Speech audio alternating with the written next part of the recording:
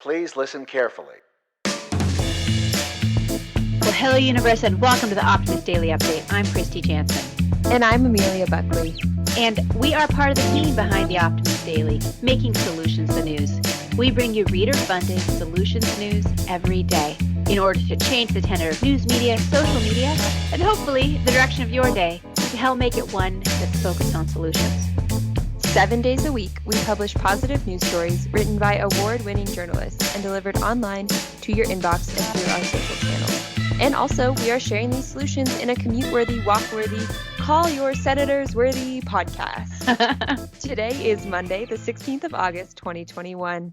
So, Yeah. Kristy, what did you do this weekend? So one of the things I did this weekend is based on our challenge from Friday, I called the Call for Climate hotline, and I talked to a staffer in Senator Feinstein's office, and I left a voicemail for Alex Padilla. Those are my two senators here in California, and I demanded that they take action on the climate. We wrote about this last week, and that was our personal challenge for the weekend, was to actually take action and make a call. So I did. Okay, so full disclosure, I have not called my senators yet, but I was on Zoom with Kristy when she called hers, so I listened in, and now I feel equipped to do the same for mine. I'm not sure what the names of my senators are in Montana yet, honestly, which is pretty bad, but I am going to look that up, and then I'm going to give them a call. No, I think it's great. And it's wonderful that you're in Montana, because that's a whole different California. I think most of the population here is definitely feels like the climate is a crisis, and we're on board to get some big and bold legislation. Although even the boldest that's been passed so far is not bold enough. Mm-hmm. When you look at the IPCC report, which we talked about on Friday. I think the tides are slowly changing in Montana when it comes to this. There's definitely, some people that do not feel like the climate crisis exists. That is definitely a mentality that I've observed out here. But there's also a lot of people who are really concerned about it. And, we're experiencing pretty severe wildfires, which I think is opening a lot of people's eyes. There's also, fishing is huge out here, but they just passed a new law that you're not allowed to fish between certain hours of the day because the rivers are actually too warm for fishing. Wow. Which is crazy. That's so interesting. And I don't know if you had the chance to look at the map, the interactive map that's on the IPCC website, but I did. I was playing around with it over the weekend. And there's other things that are happening that you don't even think about. In addition to the heat in the air, there's also the heat in the water. Mm-hmm. And there's also the acidification of the oceans, and there's the droughts. I mean, there's so many consequences of the destabilized climate. Some areas are going to be just so much wetter, and some areas will just get no water. And so it's going to be a mixture of everything. What it is, it's not just a warming climate, but it's also a destabilized climate. And if things like the Gulf Stream slows down or completely stops, then that will totally change the climate in England and Europe and the eastern United States in a ways which I don't even know. It's like The Day After Tomorrow, that horror movie from the from the 2000s. I don't know.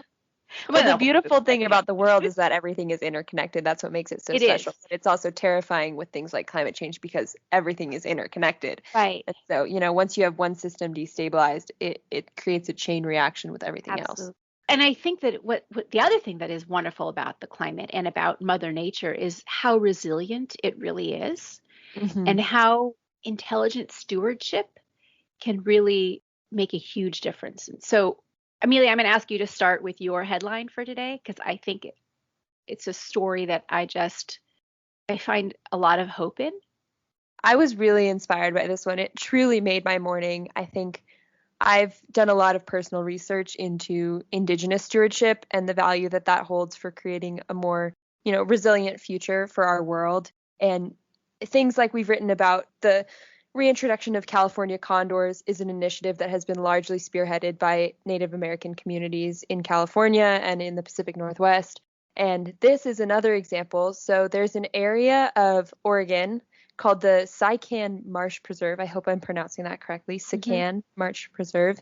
And it's a 30,000 acre wetland it's managed by the Nature Conservancy, but they collaborate with local Klamath tribes, which are Native American tribes in the region. And they've been implementing pre-colonial forest management techniques, so indigenous forest management, which basically just means a lot more controlled burns. Before European settlers came to what is now the United States, there were hundreds of Native American tribes that conducted regular controlled burns, as well as lightning strikes that created uncontrolled burns, but regular burns. And unfortunately, the practice was outlawed. So for centuries, we've had fire suppression in the US, which basically creates an excess of undergrowth. Nothing gets cleared out. So when these fires do come through, they're huge. And now that they're fueled by climate change, they're even worse. But right. So why don't you read the headline and then go into the actual solution? Sorry, I was getting caught up in the devastation. No, it's great. I love it. I love it. The actual solution is that the bootleg fire demonstrates efficacy of indigenous forest management. So this region where forests are being managed with indigenous practices is actually came head to head with the bootleg fire, which is the huge fire raging in Oregon right now.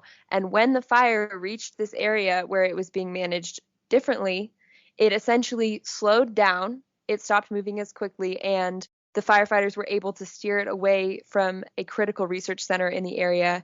Also, they witnessed that the areas of the forest that did burn were not burned as severely as other areas that the fire had come through. And there was even areas that they had designated as like green islands that would be kind of refuges for wildlife after the fire came through. And those did their job as well. And firefighters reported that there was animals that had sought refuge in these areas and were protected from the flames because they had made their way to these higher ground protected areas that were specially designated. So essentially, we have a real world example of how indigenous fire practices can actually really save areas when these big wildfires come through. Right. I think this is just a beautiful illustration of working with nature and within it and not against it, how it can really just change the way that, fire has been it's a part of the natural ecosystem in California and in the West. It's always it's how a lot of our trees and plants in California, at least, the whole chaparral area, it requires fire to really thrive. But the fire suppression, it just destabilizes that whole natural process because we are afraid of fire, which makes sense. But if we could befriend it in ways and use it intelligently, it will prevent these massive, massive fires from getting massive. It's not going to stop forest fires because I think we're always going to have those, whether it's being sparked by our electricity grids or through lightning or other unfortunate situations. Or gender reveal parties. Or gender reveal parties in the foothills. Foothills. That one was that was horrible. It's horrible. What a okay, sad. But situation. When we are feeling horrible, we do have resources on the Optimist Daily to help us manage that. Absolutely. So on Friday, we did talk about the IPCC report, which has been in the headlines since it was released last week. And the whole concept that so much of the change is already baked in, we'd have to learn to live with some of the worst effects. And if we want to prevent systemic level collapse and society, collapse, we have to really change our world. And it's just overwhelming. And I was certainly feeling overwhelmed on Friday. I think it came out in the podcast, probably. I can't wait to hear Summer's report of what you thought of our podcast. She's going to be like, I left you guys for 2 days and you got all sad.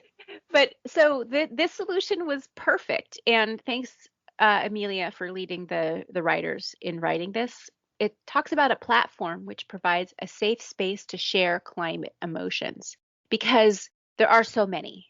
The crisis brings up tons of emotions. And it's not just the climate crisis, all of these crises which we're dealing with right now. And they're definitely interlinked. And the climate is kind of the biggest existential one.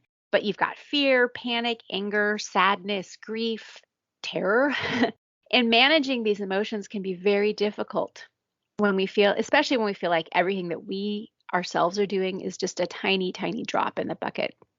So while personal eco-friendly habits are a good way to feel like you have some autonomy over our climate emotions, and I certainly, by moving to a mostly vegan diet and by moving by having electric vehicles and trying to drive less and support green life better. But talking it out can also be very beneficial. And just anything to do with your emotions, finding connection is one of the most powerful ways of working through that.